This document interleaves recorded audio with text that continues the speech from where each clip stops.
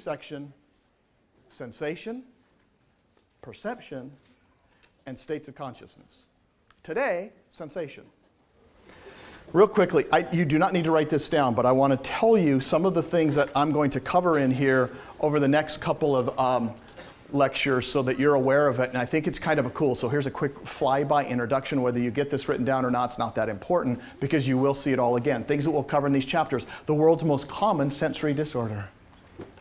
Think about it to yourself. Anybody have a quick guess? What's the world's most, if you think you know if you know the answer, don't say it, but if you kind of want to guess, ooh, ADD, okay. World's most common sensory disorder. Which is that? Ooh, color blindness. Where are my colorblind people? Oh, nobody wants to admit. Some of you don't know. I'll show you a test to see if you're colorblind. How many don't know if you're colorblind? You don't assume you are, but... Well, we have some colorblind people in here who might, for the first time, figure out if they are. Wow, that's interesting. Give me the most common... Okay, it's not it. The most common is... We'll save it for just a minute. We're going to talk about taste, and more importantly, I think you know this. You'll learn a little bit about taste. Ready? When you eat, like you ate for lunch, it almost always, including every soft drink you've ever had, every jelly bean you've ever tasted, and almost 3/4 of all the flavors in all the foods are not tastes. Coke doesn't have a taste. That is distinguishable from any other sweetened soft drink. It doesn't. You guys know that, right? Yeah. It doesn't taste any different. Coke doesn't taste any different than Pepsi or Dr. Pepper or root beer. How many think Coke tastes different than root beer? You're wrong. Every one of you. And all the colorblind people are doubly wrong. Whatever. And you'll learn why. Are there also such things? ESP and optical illusions. Guess what? Oh, I'm going to show an ESP demonstration in this class. It's going to be freaky. The mysteries of sleep and consciousness.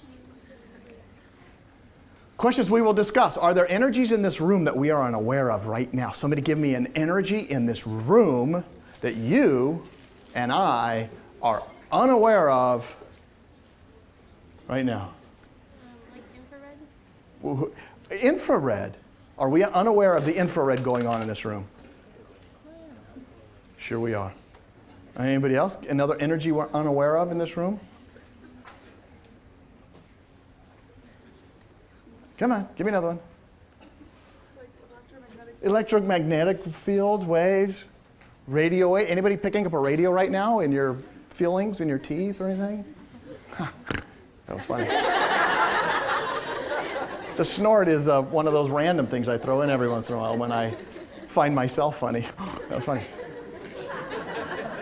Are there sounds in this room we're not aware of, like radio waves or TV? Or did you not hear about the guy that picked up the radio inside of his filling of his tooth? Have you heard that? He tuned into a radio station and came in. That's freaky. I don't know if I believe it. Electromagnetic, someone said, oh, are there any presences in this room that we're unaware of? God? Are there angels or demons in this room right now that we're unaware of? By the way, this is the central question for researchers, not this one, but the central question for researchers in this field is there seems to be a gap. For me, it's an interesting gap, and it's the gap between what we sense, what we kind of maybe sometimes our brains might pick up, and what it can't pick up. That's an interesting, and then the gap of the little things that it does pick up that we're perceptive of, that we're aware of. There's a gap between is there a gap between our sensation and our perceptions? The answer is yes.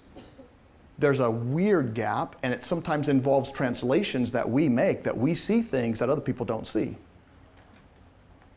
And sometimes things strike our brains that in a purely brain sensation moment that we don't perceive it.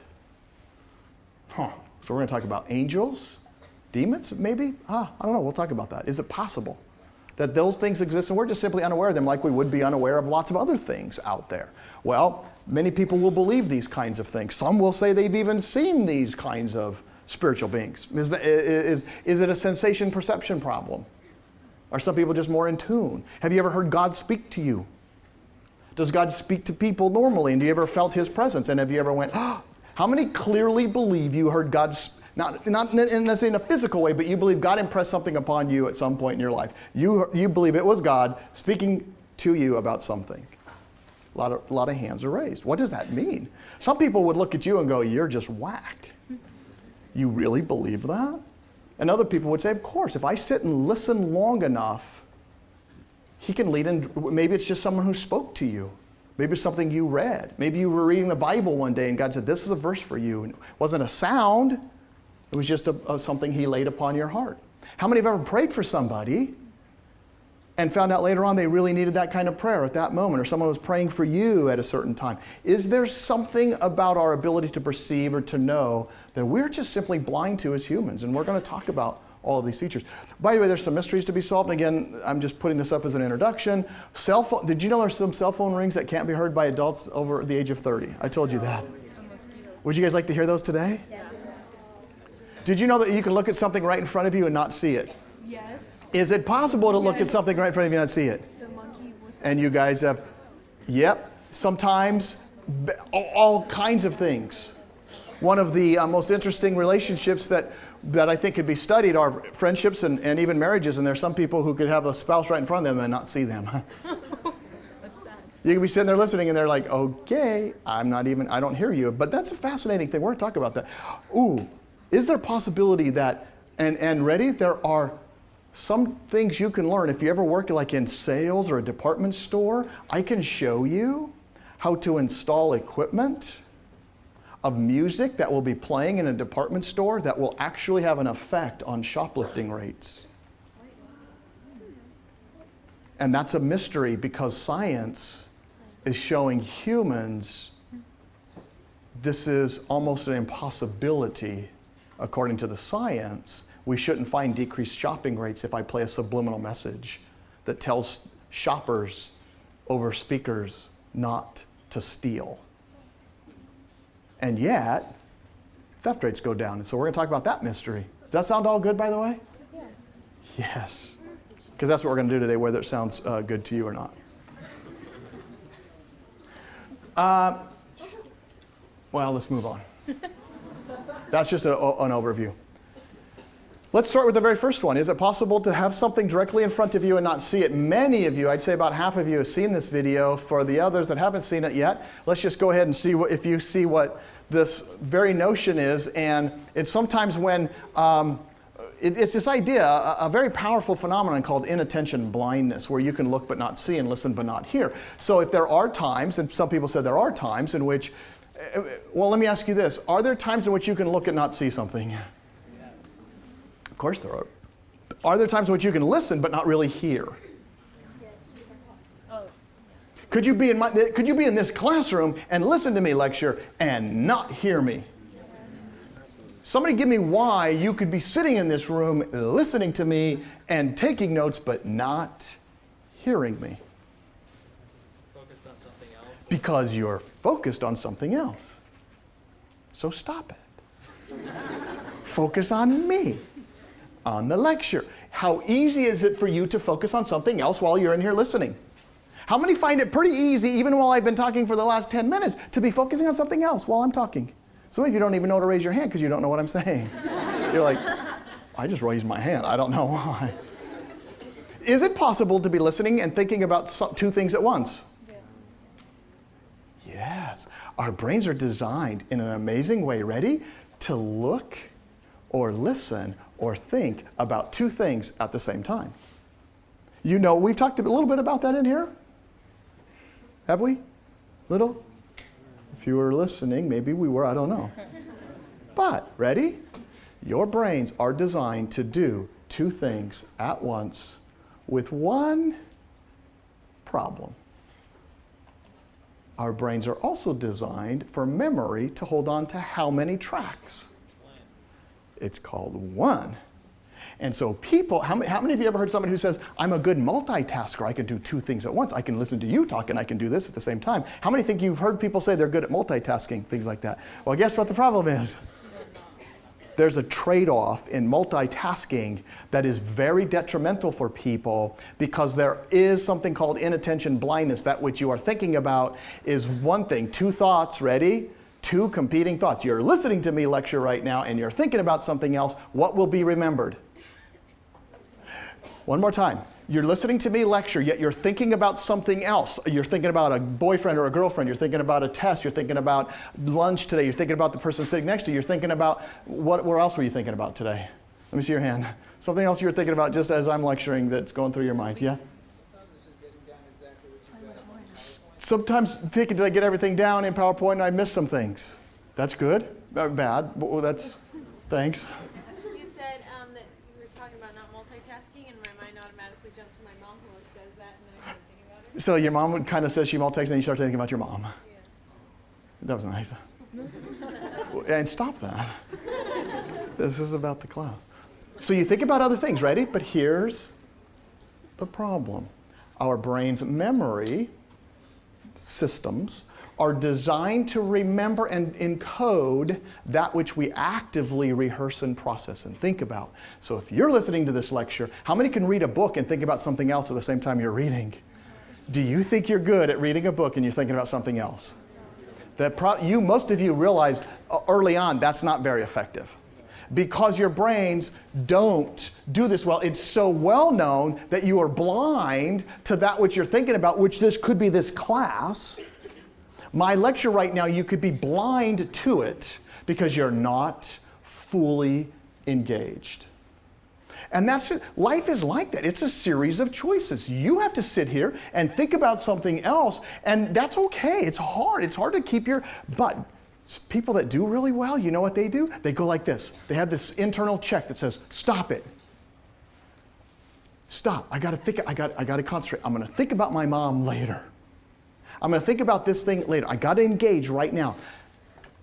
So I set that up to say that even if you're reading a textbook, even if you're studying for a test, even if you're talking with a friend, even if you're doing two things at once, there's going to be a trade-off. And it's what you rehearse that goes into memory. That, I believe, good students get a handle on this early. By the way, I'm talking about attention a lot in states of consciousness because you go in and out of attentiveness. And it's that in and out that determines oftentimes how good we are at remembering some things. I don't know about you, but I find myself sometimes in meetings daydreaming and drifting, and I've lost a whole bunch of stuff there. Have I used this example in this class? I don't know if I have or not, but if you've ever taken a shower, which I think the answer is I hope yes, but you're getting ready to get out and you've forgotten if you shampooed your hair? How many has that ever happened to? See, look at all the hands. It's like, what are we, idiots? It's like you just put the shampoo on, you rinse it off, and you're getting ready to get out. Did I shampoo my hair?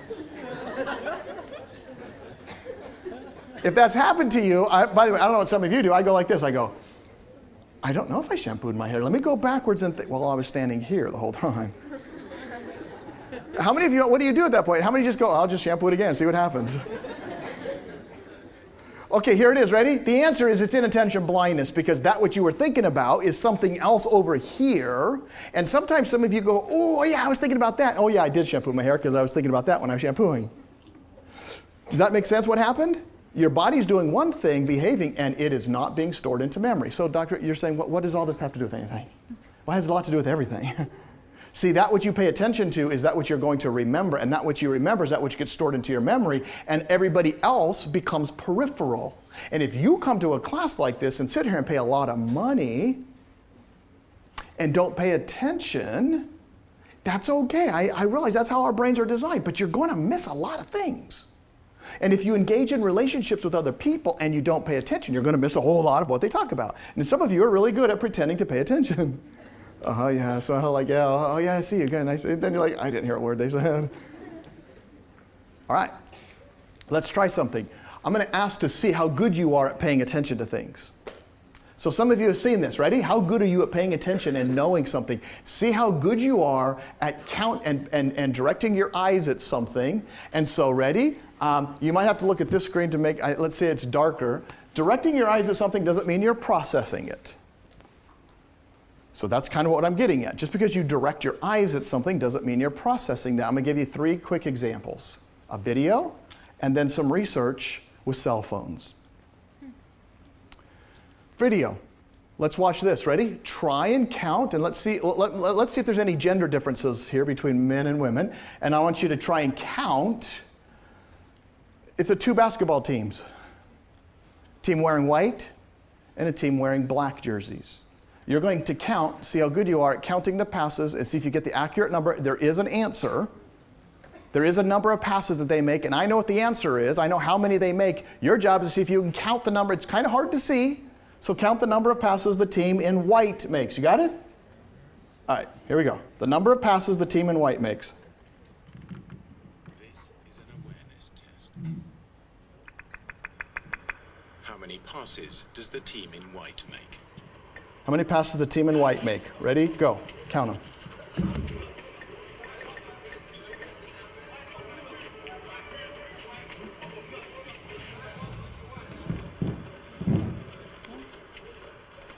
How many did you get? The answer is 13. Ready? The answer is 13. But, ready? But, did you guys see the moonwalking bear? How many did not see the moonwalking bear? All right, I'll show you again. Here it goes. Ready? You caught 13, but what you missed was this guy right there.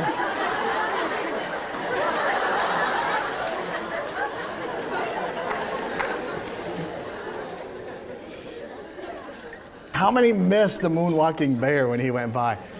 Is it possible to look at something, to strike your eyes, and for you to not be aware of it? Apparently the answer is yes. Why did you miss the moonwalking bear? Well, you missed the moonwalking bear because I asked you to do something. I asked you to pay attention to the team in white. And so therefore you're distracted. You're paying attention to one thing. And that other thing, by the way, the moonwalking bear did strike your brain. Your eyes saw it. It processed it. You didn't know to pay attention to it. And so it ultimately does something that we call it fades. And you know, it's called blindness. It's called what? Inattention blindness. So what happens is you can direct your eyes at something, and just because you do that, it doesn't mean you're processing it.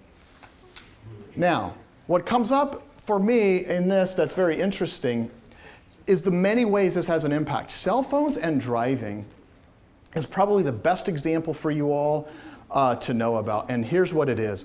Just because you are distracted by other things or listening to certain things oftentimes will take memory capacity and space and attention, which results in deficits. You've heard this before, but if not, here's the concept.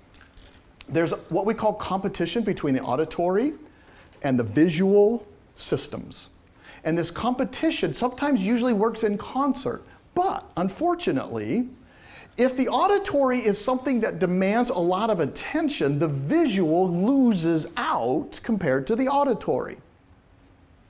So if there's a lot of things going on and competition, like, for example, if you're on a cell phone and driving, the visual, if the auditory is requiring your attention, that is, the cell phone conversation requires you to stop and think and listen and talk to the person, which, by the way, cell phones are notoriously bad because right now, what you've lost is a channel of communication. If the person was sitting next to you in the seat, if the person is next to you in the passenger seat, this problem doesn't occur. What's the difference between having Johnny, your buddy, sitting next to you in the passenger seat and having Johnny on a cell phone? What's the difference?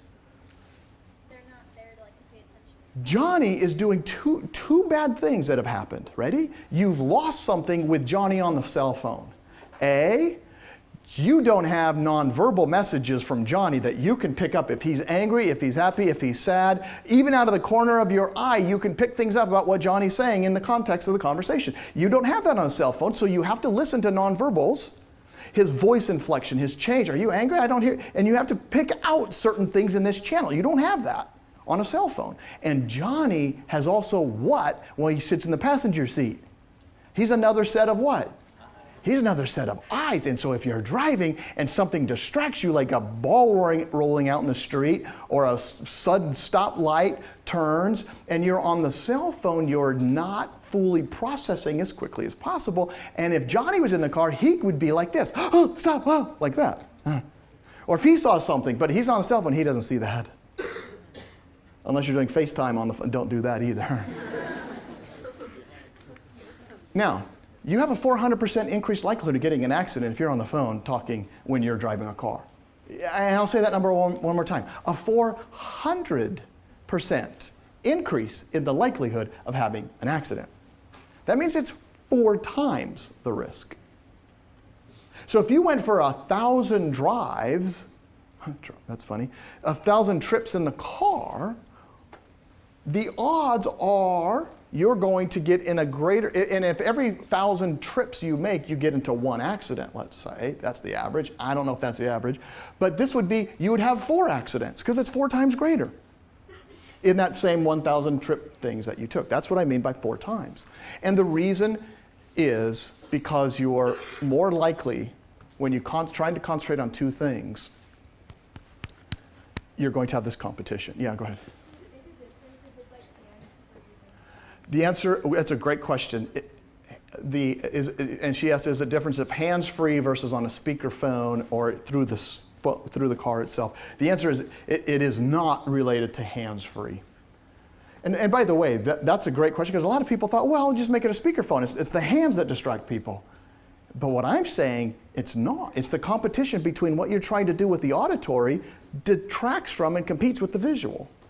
Does that make sense? It's not using the hands that cause more. Now, if you're doing a lot of things, eating breakfast and driving and talking, yeah, then you might be a little less likely, but this is an actual competition that's happening up here. They put people in a car simulator, and they had them drive, people just like students and others, and they drive in these pretty, I don't know if you've ever been in a car simulator, it's pretty real. You're just driving and you're stopping at stoplights, and they go for like 10, 15 minutes and they're driving, and we record everything. And one of the things we also do is record their eyes. There's a little camera that watches people's eyes, and so at the end of this 5-minute drive, people get out and we ask them, hey, so tell me about your drive. What did you know? And they'll say, and then we can track, did they stop at the stop signs if there was a sudden event? We can even track subtle things like, did they see the billboards that were on this simulator? And guess what happens? People get out and they remembered seeing certain billboards while they were driving in this simulator. And they were able to say, yeah, I saw this billboard, and I remember it, even though that wasn't the focus of the test. But then they put people on a cell phone and had a conversation with them and called them hands-free speakerphone and said, now drive 5 minutes, but I want you to have a conversation with somebody on a cell phone. And they did. They had a conversation with somebody, and then they got out of the car, the simulator, and they asked them, did you see any billboards? And the answer was they had 50% less recall of billboards. Okay, what makes that interesting is, remember I told you there was a little camera at the front that was watching the eyes? Guess where the eyes of every driver went when the billboards came by?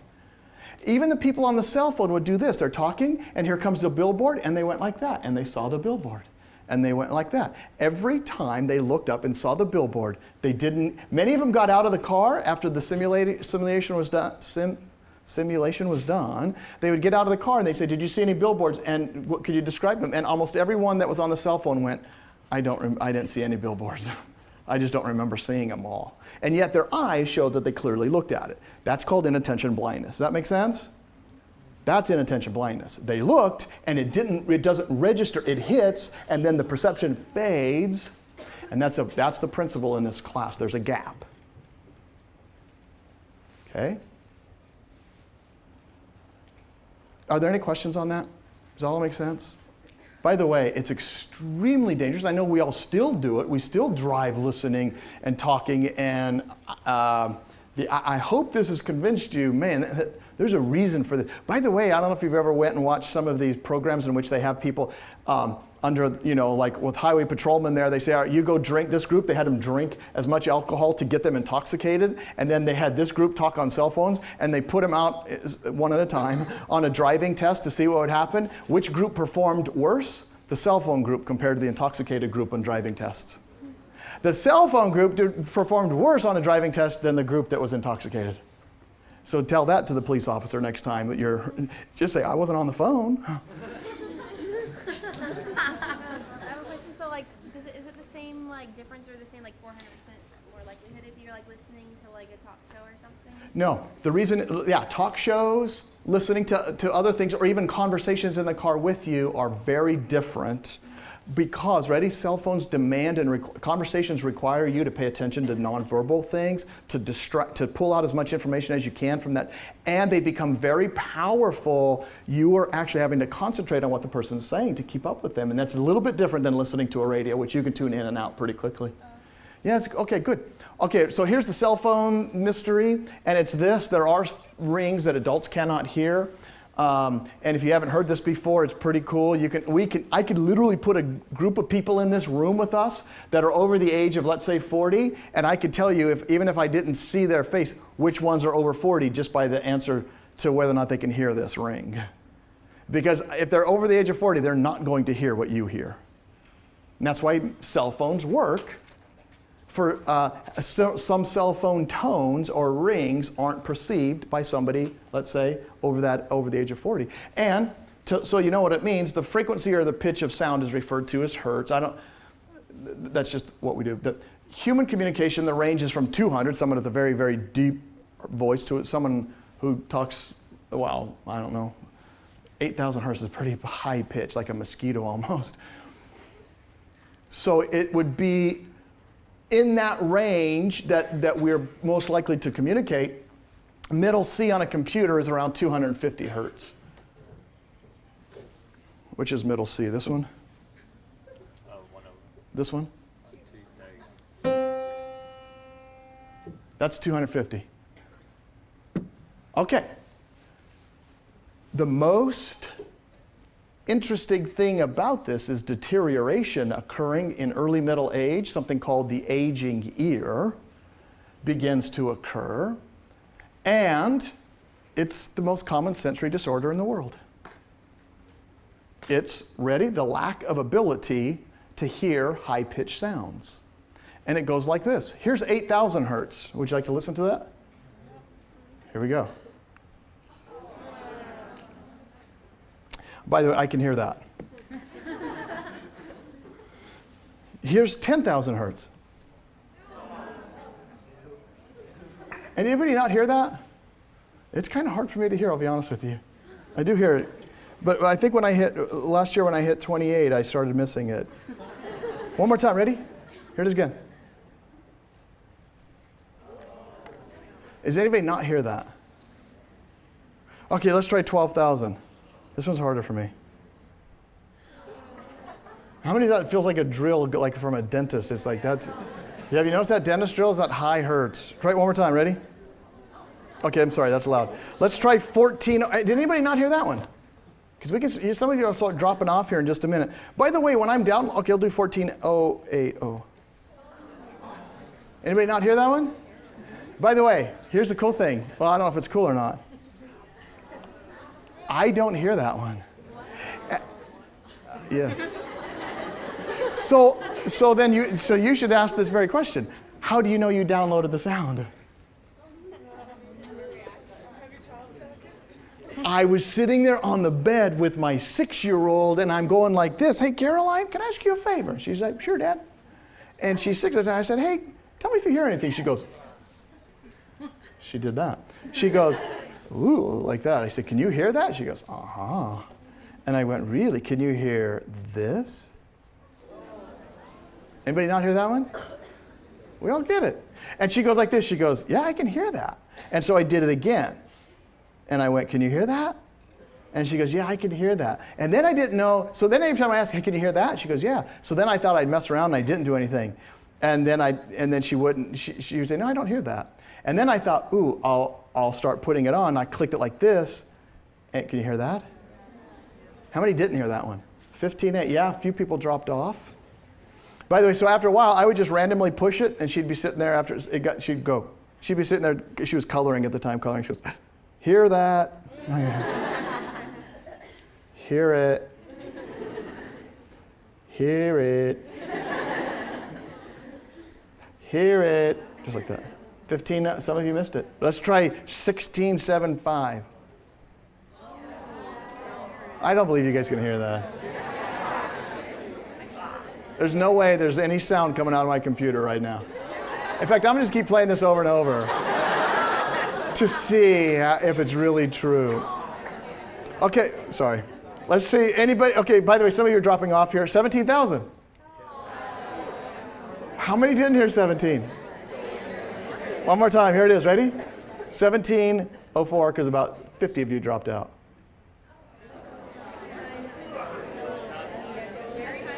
Okay, so here's the answer. The most common sensory disorder in the world is the aging ear, by the way, now you can have cell phones like this, and I guarantee you, if you have a teacher, and if you tell your junior high kids that you work with, or high school kids, if the teacher's older, they're not going to hear at above 15 probably thousand. So there you go. It's painful, isn't it? Let's try it again just to see if it... there's another mystery. Ready? And this is the gap. This mystery is a cool one.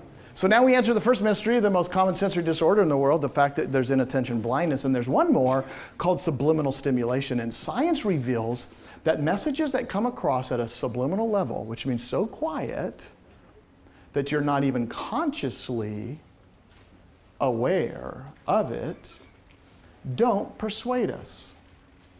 But this gets back to what I said earlier. There are people who have found out that if they installed equipment in a department store that plays songs with a subliminal message in it, like don't steal, the shoppers aren't aware of it because the sound is there, but the store finds decreases in shoplifting. It's a sound like this, by the way, a song, let's just say.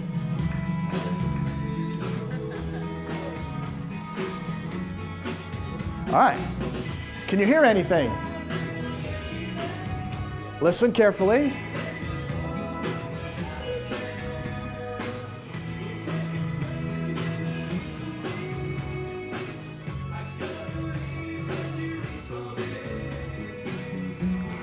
Anybody feel like doing anything while that song, besides dancing maybe? Any urges, if there was a subliminal message in there, would you be able to hear it? Even if you concentrated, you couldn't hear it. And science tells us that they don't persuade us. But the mystery is, if I took two stores, I don't know where y'all like to shop. Give me a store you like to shop at. Target. And this Target store is right next to this Target store, and this Target, neither of them have any equipment set up, and I come in and I say, hey, I took Intro to Psych, and if I know how to decrease your shoplifting rates, I'm going to put in songs and play them in this store. All I have to do is install speakers, and I'll play these songs over your intercom system, through the speaker system, in which now the shoppers will just hear songs like you just heard fade away. Who is that? Sugar Ray. Sugar Ray. What's the name of that song? Someday? Someday. And I played that song and another song and another song, and I put in there subliminal messages that say don't steal. And I watched, ready? If I watched for a total of 1 month, shoplifting rates in this Target, but this Target is just down the street. Same people go shopping there, it's just whatever, blah, blah, blah. But I don't do anything. The shopping rate, the theft rate in this store will actually be unchanged, as you might expect. And in this store, the shopping rate, the theft rate will just simply go woo and drop like that. Over that 30-day period, there will be less shoplifting in this store if you do what I tell you and play these songs. With the words, don't steal, put into a song like Sugar Ray Someday. Question, yeah, go ahead. So are you saying that shoplifters will go into that store with the music playing and then the music will make them change their mind?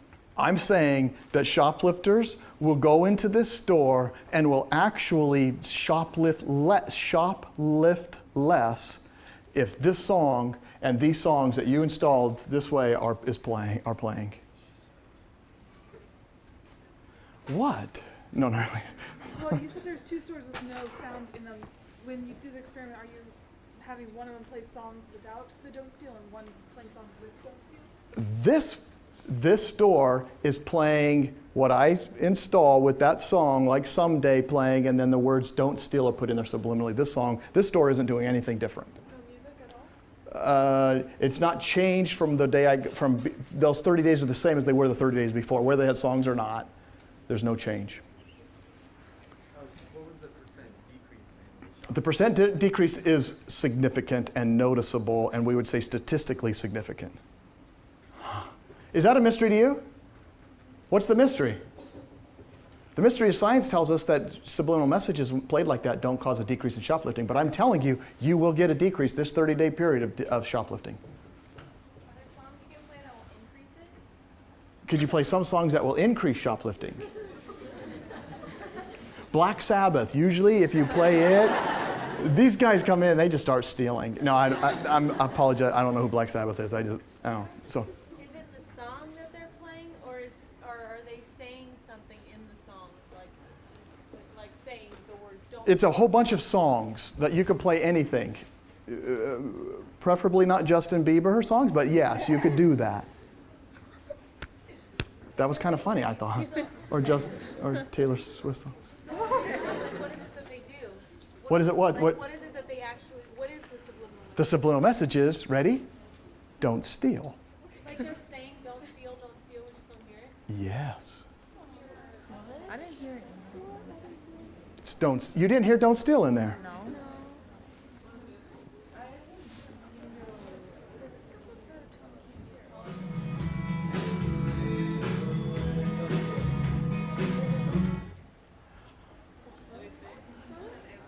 It's a mystery, and we're going to figure it out.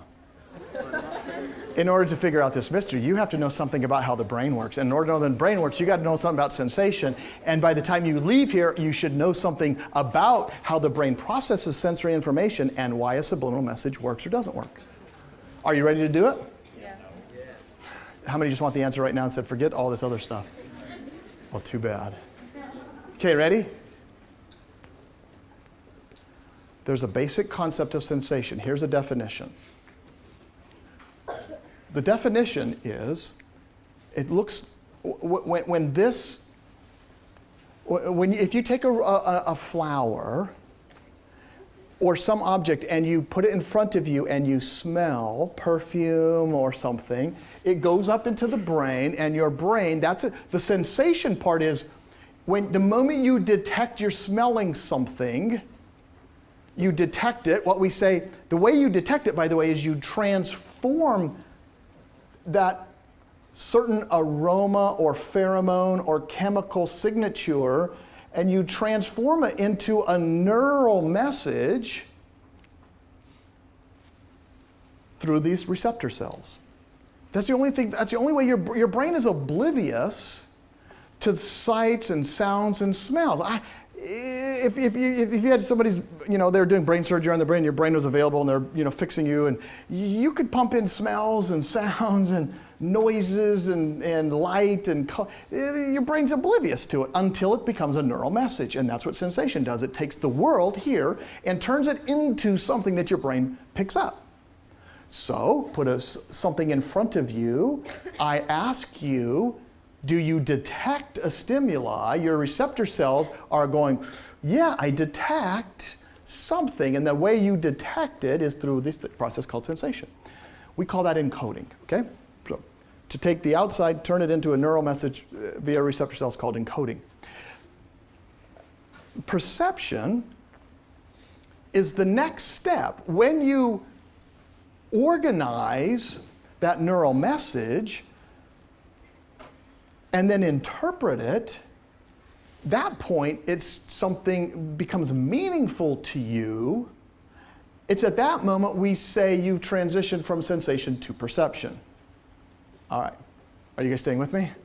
I know it sounds like a lot of work, but there's not a lot there. It's pretty straightforward, right? You take a neural messages that are these sensations that are from the outside. you turn it into a neural message. And so remember now, you're being bombarded by things that you're not turning into neural messages because you're not aware of them. Infrared, the spiritual world that's out there, let's say. Electromagnetic waves, sound waves. You're not turning those into neural messages because your receptor cells aren't tuned into those. But the ones you're turning them to neural messages, and sensation is you turn it into that, you what we call transform it, to organize and interpret it. And when you go like this, you go, yeah, it's there. Oh, it's a rose. That's perception. When you say it's a rose, that's perception. If you say, I heard Don't Steal in that song Someday by Sugar Ray, that's a perception. But none of you heard Don't Steal because it wasn't in there. Even if it was, you couldn't hear it. It didn't matter if I put it in there or not. You wouldn't be able to hear it. So if I put it in there, it doesn't matter. Because you see, you might be, oh, by the way, you are, according to people, detecting a message that's below your awareness. How many of you ever walked away, you felt something, what's called this intuitive processing or perception? How many of you have felt things that weren't being said or done, but you kind of picked up messages or nonverbals or emotions? You pick them up at an intuitive level, right? The problem is, ready? They're very, what we call, almost too soft, too light, they're not powerful enough for you to pay attention to, so they fade. Now, ready? It's like, this is a great example of the difference between sensation and perception. This Necker cube. Can you see the Necker cube floating back there, right? And sometimes if you stare at that Necker cube, it can change orientation. Now, can you see this at all, like looking at this Necker cube, could it be something in front of it? What is it floating in front of? Suppose that's a white piece of paper with black holes in it. 8 black holes that you're looking through. Does the Necker cube float in front or behind? Can it switch? Okay, so now wait, the sensation to your brain hasn't changed at all, but your organization, so you could look like this, ready? The Necker cube could float in front, or it can float behind. Did you see? Or, so now your brain is trying, and the Necker cube can change. Ready? The sensation to your brain, the transforming encoding hasn't changed. It's your organization and interpretation.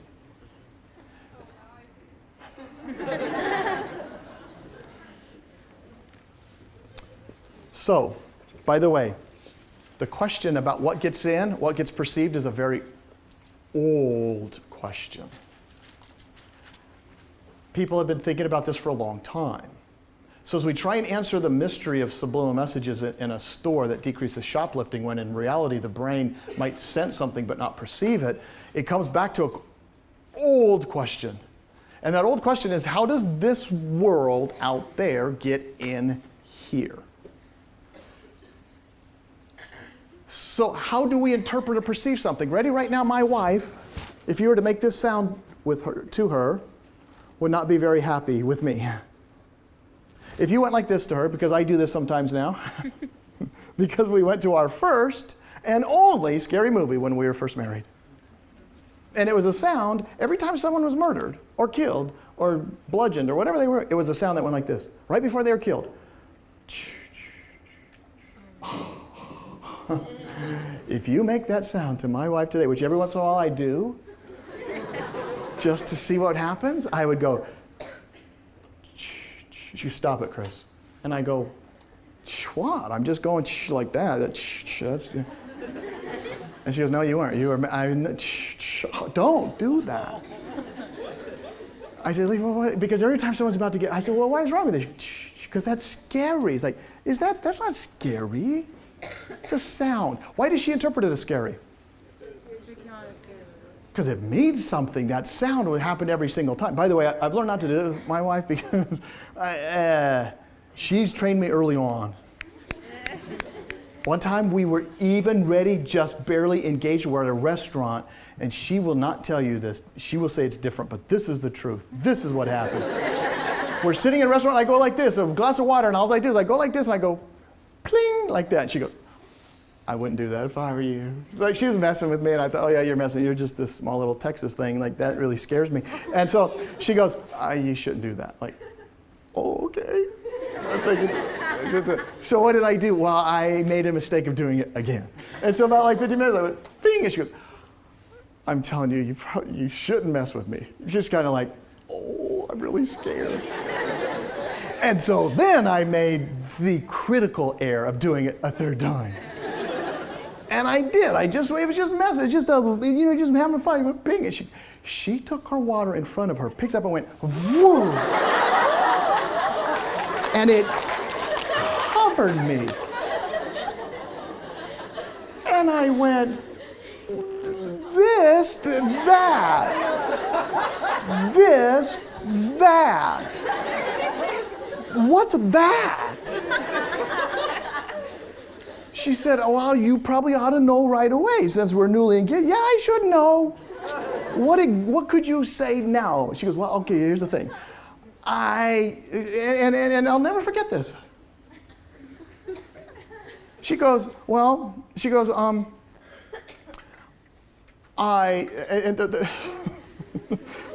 having a hard time saying it. She goes, I don't get mad, and I don't get even. I get ahead. Yeah. Hello. So every once in a while I go, shh, and she goes, I'm warning you. I go, oh yeah, sorry. So about that. So she's trained me pretty early. Don't do that to the people. By the way, if you ask her the story, she goes, oh, it was only like that much. Well, like, yeah, I know what it was. It was that much. She'll say it was that much. It was not. She's lying. All right, here's the whole point. She has certain sounds. Shh, shh, shh. And I'll tell you what that means when we get to the topic on learning, because there are certain sounds that you're afraid of. Are there? Yes. Are there certain people or places or noises or whatever that, now we're going to talk about learning. So here, how's it related to sensation? Ready? She organizes and interprets this in a certain way that I don't. Same sensation. We walk away with this gap. And researchers, and by the way, thinkers forever have tried to figure out, how does this world get inside this world? And this history, I'm going to simplify it to this. Ready? There are a lot of views on how we get our perceptions via some of our senses. How do you get a perception via these sensations? This is a very old question. In fact, 2,000 years before the birth of Christ, Plato is asking this question, and he's basically saying the answer is the way by the way, this was the way we believed this for a long time, what he said. He said you have a copy of something in your brain that's this, what we call an ideal, and you see things around you that are similar, that look just like it. So if you were to see a chair, he would say, like this chair right here, if I put this up in front of you, all of you would go, well, that's a chair.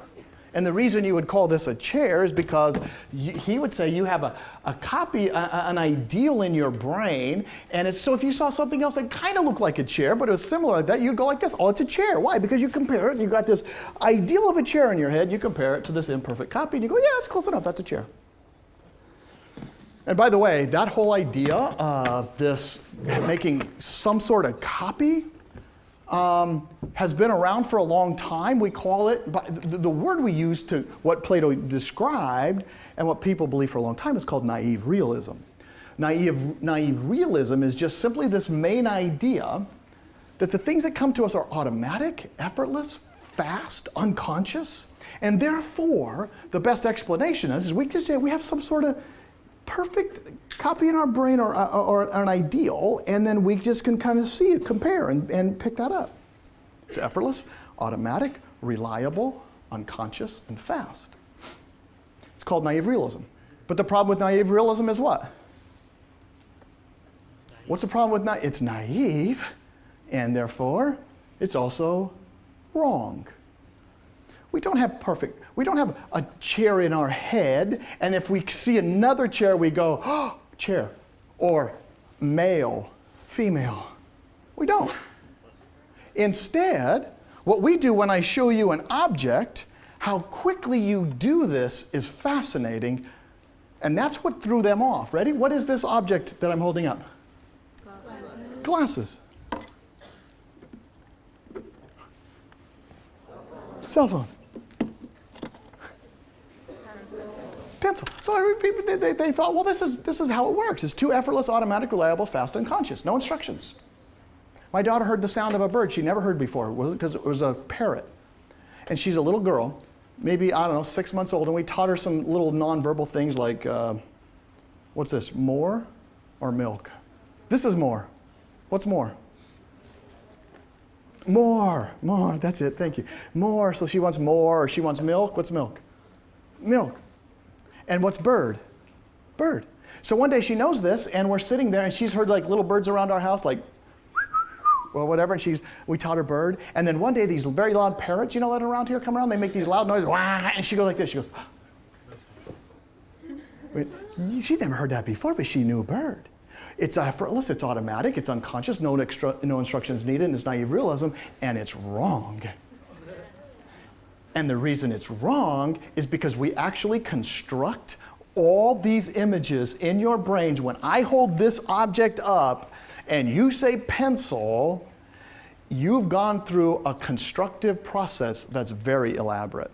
And by the way, the reason we know it's very elaborate is because of people who have had tragic accidents or situations happen to them, and it takes out what we call a particular circuit in their brain is taken out by, let's say, a stroke or an accident, and they could look at this and not say the word pencil. Because there's a circuit missing, and if these 10 circuits don't add up, is it human? Is it moving? What color is it?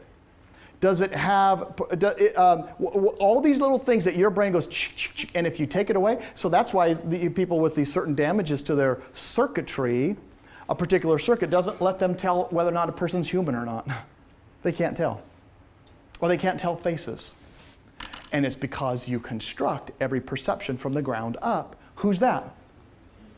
Who was that? One more time, ready? Who is that? Tim Tebow. How many did not know that was Tim Tebow? Where are you living? Tim Tebow is one of the most recognizable athletes in the world. He doesn't play for this team anymore. He hasn't played for this team in 2 years, which is really a sad thing for me. But that's not the point.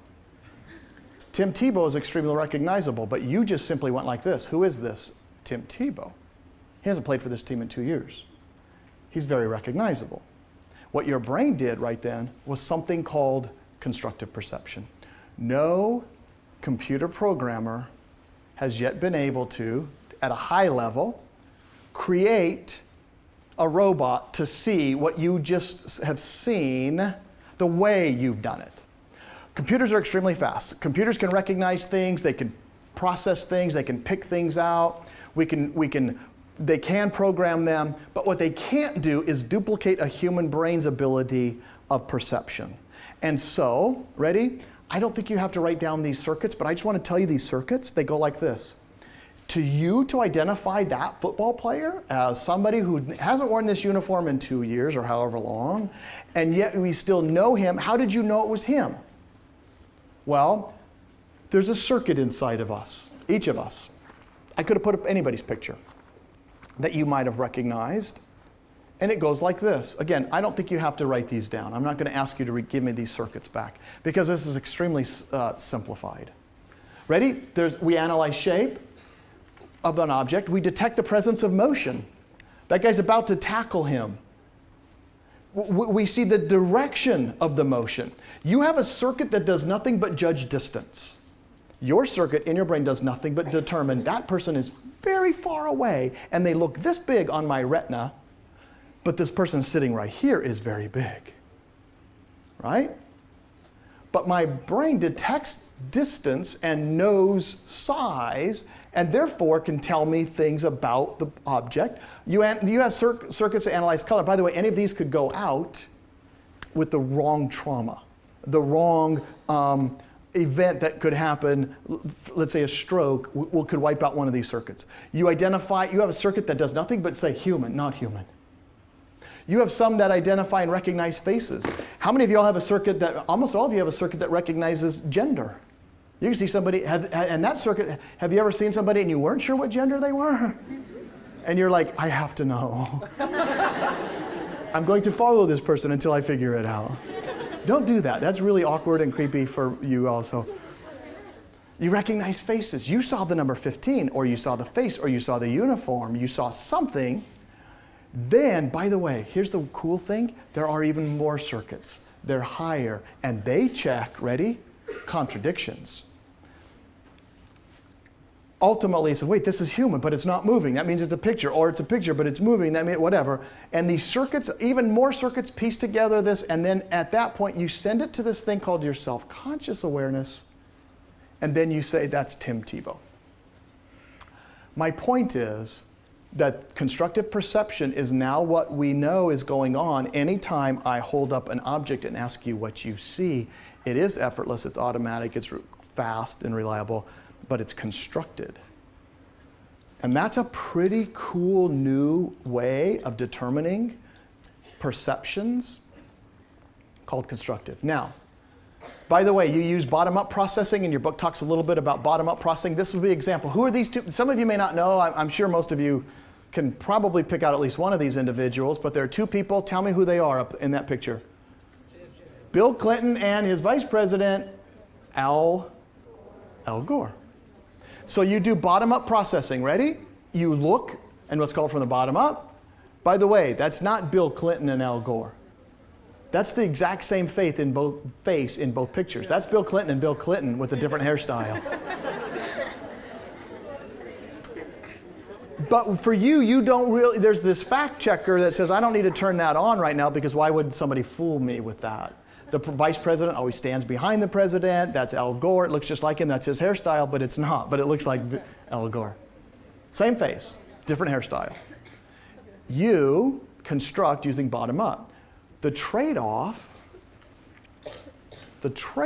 is the speed, effortless, automatic, reliable, fast, is accuracy. Ready? My whole point. You trade speed for accuracy, and therefore if people want to fool you, they can fool you. That's why magicians can fool you, because the trade-off is speed versus accuracy. That's why subliminal messages, but even things like optical illusions can fool us, and that's why this picture can fool us. We're very good, however, at things, and this is just one quick example when bottom-up processing, when we tend not to need to use a certain circuit. This is an interesting little thing you've seen around the internet before. According to, you could read this, right? To research at various, universities, it doesn't matter what order the letters in a word are. The only important thing is that the first and last letter be at the, that's it. It has to be at the right place. Stop reading it. That's it. That's a weird thing, because guess what you don't do? You have circuits that don't really care. That's why you turn in papers sometimes that are messed up. You just simply can read over a word, still read it without problem, because you don't look at every single letter in its place. You pick up these cues. By the way, we call that parallel processing. Cool events, important features in the topic of processing and perception that I'm not going to spend much more time on, because here's what I want to do next. There's something called psychophysics, and psychophysicists have spent their time looking at how we get the physical world on the inside. And Gustav Fechner, who was the brother-in-law, by the way, of the founder of psychology, Wilhelm Wundt, he's the one that coined this term called psychophysics.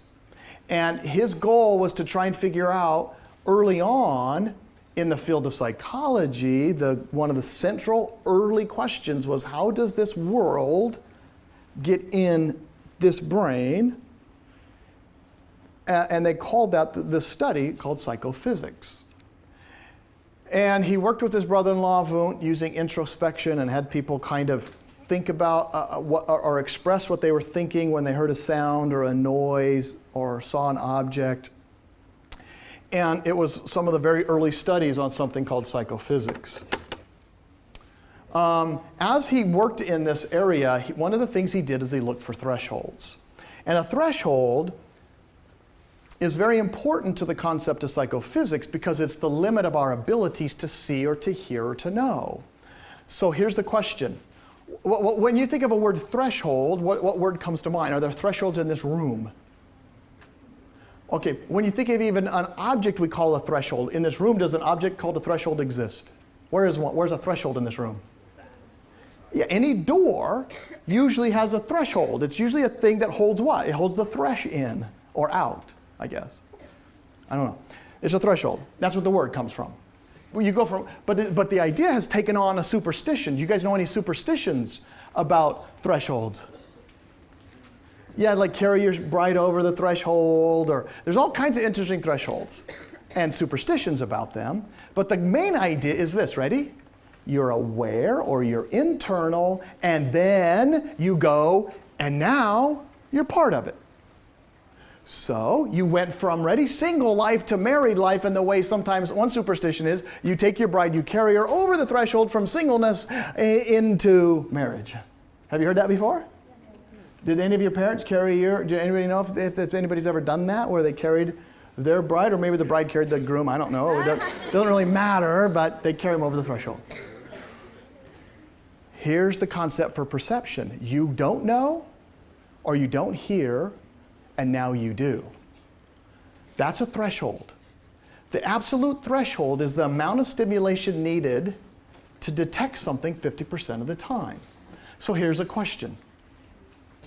How far away do you have to be in order to detect a candle flame? On a clear, dark night, how far away would you be in order to detect a candle flame? Anybody want to take a guess? How far away? Oh, that's a good guess. Let's try and let's try this. Let's say, could you see a candle flame if somebody was here? What's one of the furthest dorms from here? Heart. If on a heart people, if all you heart people, if we were on this roof and it was a clear dark night, clear line of sight, could you see the candle being lit here in heart? On top of the roof, I light a candle. Could you see it that far? Give me a nearby restaurant. Burger King. Could you see the light from here to Burger King? It's about a mile away. How many think you could see a candle flame that far away? How many think you could see it a mile away? What if we doubled it and went, let's say, or even tripled it? What if we went 3 miles away to the Chick-fil-A? Could you still see it? Ready? The answer is the absolute threshold, the distance that you could see a candle flame, is pretty surprising. On a clear dark night, you can actually see a candle flame from 30 miles away. That's the absolute threshold for vision of a candle is 30. So 30 miles from here is an ocean. You could get to an ocean, and on a clear dark night, you'd go like this. I could light this candle and give you 10 chances, and if all the situation was perfect, you'd be able to see it. That's called the absolute threshold for vision. And the detection theory says, oh, how good are people at being able to detect this? We'll cover this next time. So we're all done out of time. I'll cover signal detection, and I'll give you the answer to the subliminal message mystery. Biola University offers a variety of biblically centered degree programs, ranging from business to ministry to the arts and sciences. Visit biola.edu to find out how Biola could make a difference in your life.